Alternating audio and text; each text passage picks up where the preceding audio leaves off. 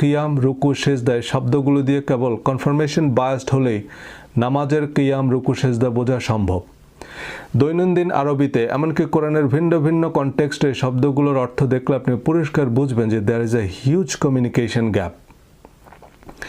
নামাজকে কেন্দ্র করেই মুসলমানদের মধ্যে এত এত মাযহাব উপমাযহাব, কারণ কোরআনে তো নামাজের স্ট্রাকচারাল কোনো গাইডলাইন নাই, সাথে হাদিসকে যুক্ত করলেও নামাজের সর্বসম্মত স্ট্রাকচার দাঁড় করানো সম্ভব নয়।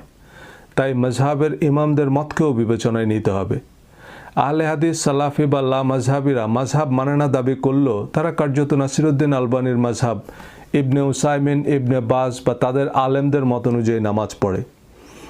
অথচ আমাদের পরিচিত প্রচলিত নামাজের এভরি সিঙ্গেল ডিটেল দেওয়ার জন্য কোরআনের 8 থেকে 10টা আয়াতই যথেষ্ট ছিল। দিনে 50 রাকাত নামাজ পড়লেও প্রতি রাকাত তো একই রকম, সুতরাং এক রাকাতের ডিটেল দিলেই তো হলো।